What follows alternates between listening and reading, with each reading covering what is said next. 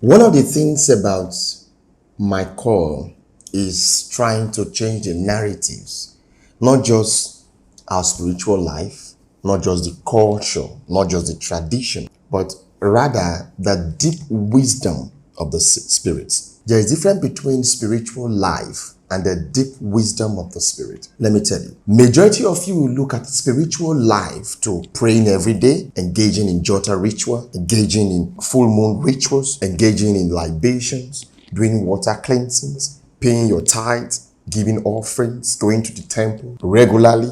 That's not a spiritual life. Rather, those are physical manifestation for what your true spirit yearns for. True spirituality is the secret embedded within the context of a belief. For example, within Christian religion, there are secrets that most people have used to enrich themselves and protect themselves. Within the Ifa religion, even within the watered religion, if you must know, we have almost close to 7 different hierarchies and levels. What makes you true spiritual is not conforming yourself to a religious system, to a belief system, but rather true spiritual wisdom comes from your direct communication with the forces of the spirit and having access to spiritual knowledge or information that are not readily available for people of your dispensation.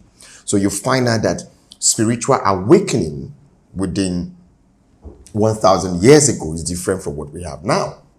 Now, I would tell people that no matter the times that you were born, there are subtle spiritual laws that do not change.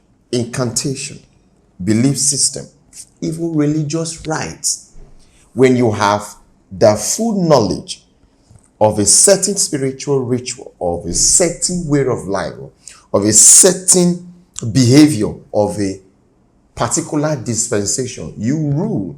Hence, in the water, I tell my followers, he who controls fear rules. This brings me to a certain incantation that is constantly being said to a certain category of people, and why this particular incantation does not work on them. For example, in the Christendom, you hear the word, it is well.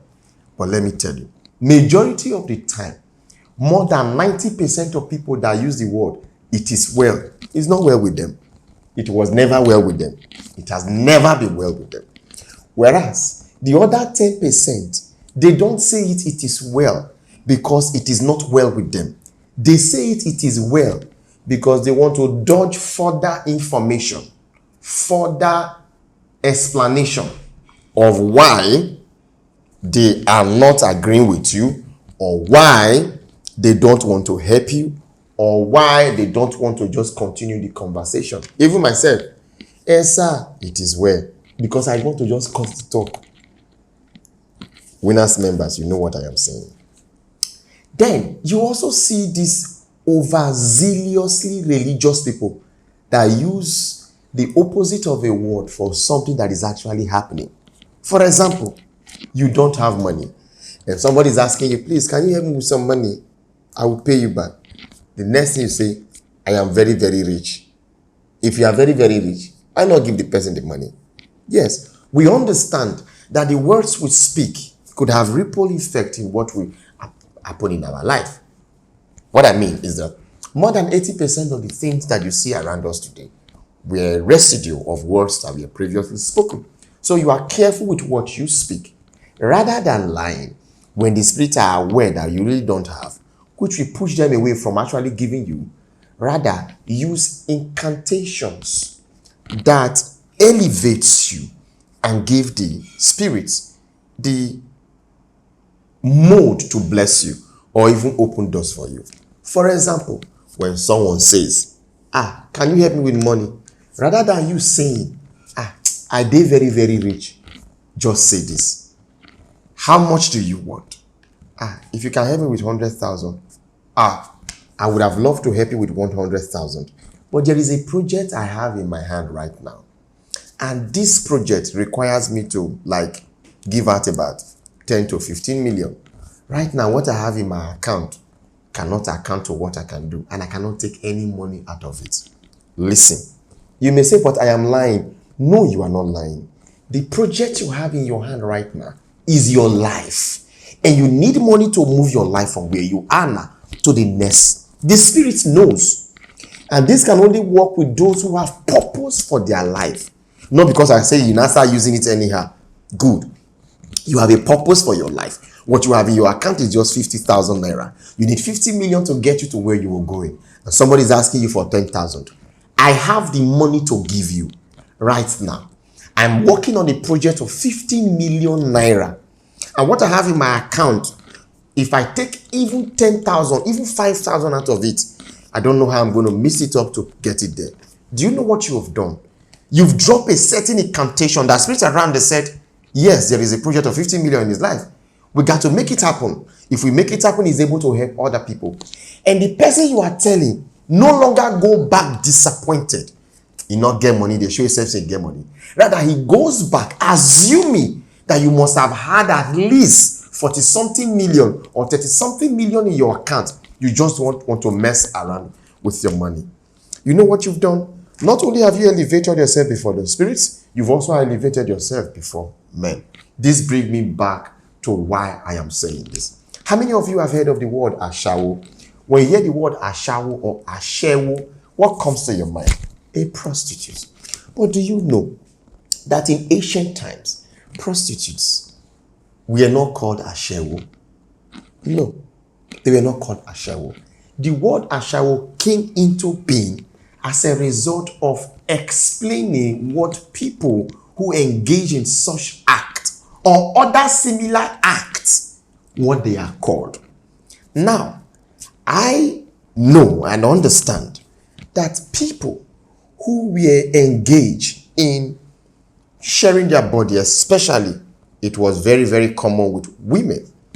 You must understand that women who share their body for men, for money and pleasure, were women that were actually highly respected in the society by men.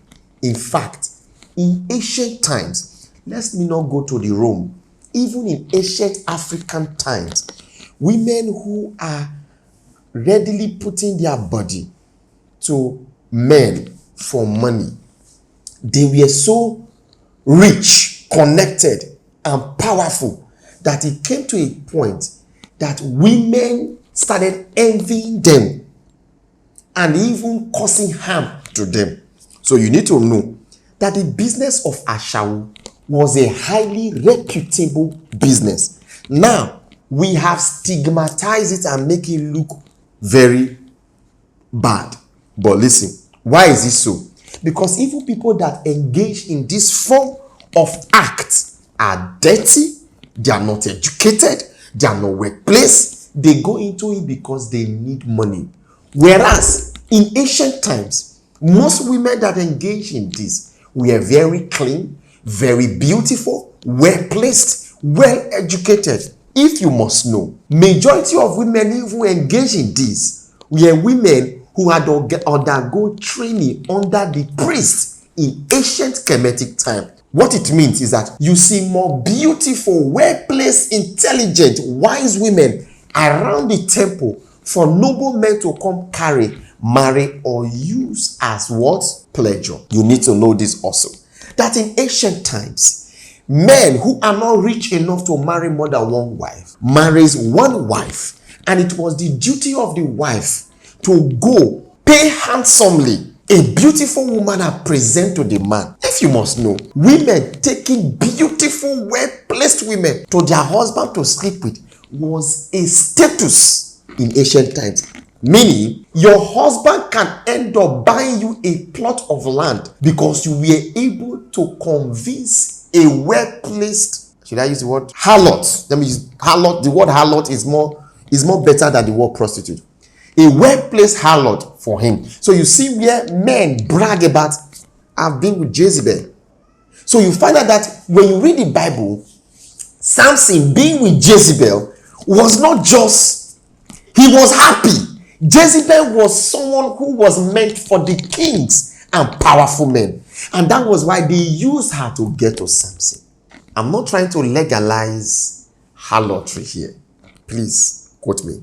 I'm trying to tell you that before you come for me legally or any form of legal battle, you need to understand that I am a preacher and a reviver of the ancient spirituality. And harlotry was a very vital, significant aspect of the ancient African spirituality. And that was what the Romans took from us. Let me tell you. The Romans understood the spirituality around sex. And so what did they do? They formulated a story from the ancient African tablets that says there was a certain time in the year where the priests will go into the town and present themselves, because the priests were very beautifully handsome. Go and read the ancient scripts. Go and even read about the Amrit tablets, the Epic of Gilgamesh, and the Ross, all of those tablets about stories about 16,000 years ago. You will understand that people who were priests like me were, number one, handsome, attractive, well-built, rich, and powerful. In fact, a time came that the priests were so high that they were even equal or more than Pharaoh. Yes, go and find out. They were even equal or more than Pharaoh. Why was that? They had access to more female sexual partners than you can think of. That it came to a time of era that they will gather the most beautiful virgins, have sexual rituals with them, so that the goddess Isis and the goddess of the sky will reign for beauty. Now, this is how it happened. Do you know that when all these beautiful virgins are brought in, any man within the temple who could not satisfy his virgin is excommunicated from the temple? What it means, it is how much pleasure you are able to give the woman that can amount to the blessing you receive. I beg you, I don't really talk too much. Let me go back to the word ashewo. Ashewo does not mean prostitute. Let me say this again. Ashewo does not mean prostitute. Ashewo means to pick money, to gather money, to invoke money, owo money. Ashe could mean Ashe, not the Ashe as in amen. Ashe could mean, yes, almost the same thing. Could mean collect. What do you call it? To collect, to accept, to filter, to pick. That is the meaning of Ashewo. Meaning, when I even tell you, may the ancient waters bless you, and you use the word Ashewo, Ashawo, Ashewo, you will even get your blessings more accepted. Now you will ask, why is it that the people we call Ashewo or Ashewo that does prostitute or harlotry, why are they not blessed? Let me tell you, the foolish ones are not blessed. Those who are not foolish, they are blessed. Those who understand what they are doing, they are blessed. Now, the reason why majority of them you call Ashewo and there's nothing to talk home about is because the words that you speak, the name you call them, they are incantations. Now, when they receive the word incantation, that incantation into their life, they don't receive it per the original meaning, but rather what the society tag it to be. Society tag the word Ashewo to be harlotry, whereas the spiritual meaning of the word Ashewo is to pick money, to invoke money, to accept money. So when you say that, me I be Ashewo, their mind is me I sleep with men for money. No. So where did the word come from in Yoruba? The word comes from wives who no longer get value from their husband, but their husband spend more money for their concubine outside. Now, like I said, it was the role of the woman to bring a harlot into the house to satisfy the husband as a gift when he's seen, or when she's seen her period, majority of the time it's a gift. It's even in your Bible. When Jacob married Leah and Rachel, a time came that Rachel felt that Jacob was loving Leah more than her, and he gifted the husband her handsmaid. Most times, most women don't want their husband to go and sleep with high-rising harlots that have money and connection, which will drain their husband money and collect all of their husband money. What they now do is to go look for small girls or virgins around and take them as their maid or slaves, which the man can have access to at any time. Go and do your study. These were times that men were living 200 years, 300 years, 400 years, 150 years, and the rest. Yes, these were those times. These times, it was a level of status. Even now in our dispensation, do you know how you will feel as a wife that you have 5 maidens, beautiful maidens around you, your maidens that worships you, that honors you, and you have the right to pick one and say, go and mate with my husband, go and be with my husband. Your husband will become your boy. If you understand something about us, why is it that men are so much vexed, so much in tune with sex? Because it is the only thing that literally calms us down. A sex can temporarily calm us down. But to women, when you give a woman the best intercourse, you can stay without having it again for the next 1-2 months. That's how the body of a woman is. That's how it is. I'm not like that. I want it all the time. You want it all the time because you've actually not been satisfied. As a woman, you say, every day I want time. The reason why you want it every day is that you are looking for satisfaction. When you get that satisfaction, oh my God, it's something else. And do you know that right now, the way our men and our girls are opening their body parts everywhere, men no longer satisfy women, they now satisfy themselves. Men think that women, it is deep penetration. That is it. The woman does not need deep penetration. It is we men that actually need it. You see the woman body, every part of a woman body is sensitive and is available for intercourse and the rest. So please, the word ashewo does not mean prostitute. The word ashewo is attract money, keep money.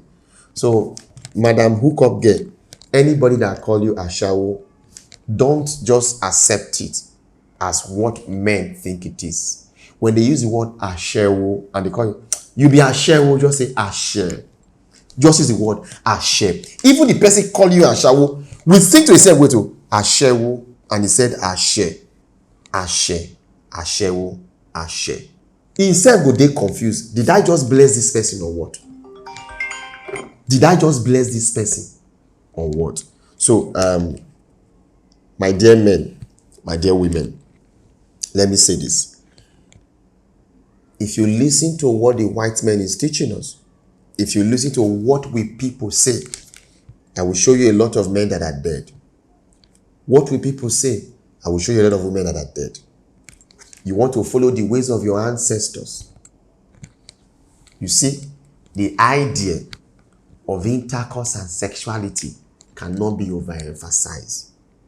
That is why I will tell you with every sincerity of my heart, when you go to the Vatican City, all around the ceiling of the Vatican City is what? You see women, is pornography. Men to men was not part of us. But when they took it, something about these people, when they take things from us, they change it and make and adulterate it and make us to believe in it and practice it. So when they go to India, when you go to the temples in India, you will see men putting their thing inside women. Picture in the streets everywhere. Sexuality was an energy to draw. Polygamy was not for everybody. I talk about I want to marry more than one wife. If you try, I'm going to enter wahala.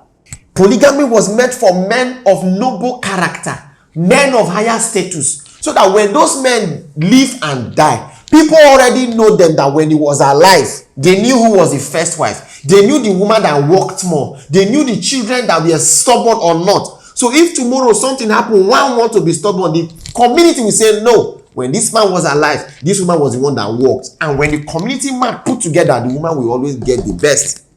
If you are a poor person, stick with one wife. If you have the money to take care of more, marry more. But when you marry more, make sure that your first wife is a goddess. I use the word goddess. Yes, a goddess. She must be a queen's mother. Then after which, whichever woman that comes in, do you know that men, after a man marries one wife, the rest wives, it is the woman that goes and bring them, because she goes and bring the one she knows. But today, because most men know that their wife have been brainwashed and flabbergasted with the Western ideologies, they now go and pick any girl. That is why your ancestors, they knew your grandmother, he head not correct. That was why he went and married somebody else. Now what it bring wahala to your family? I will tell you a family that are polygamous in Nigeria today, but they are peaceful. Are you not seeing Regina Daniel and his stepsons and this thing playing around? Are you not seeing them? She not go catch you. All of you hail Regina Daniel, some insulted, but you reach your ledoche, now begin the curse. Let me tell you, Ashewo is not prostitute. Ashewo is actually a blessing. Thank you.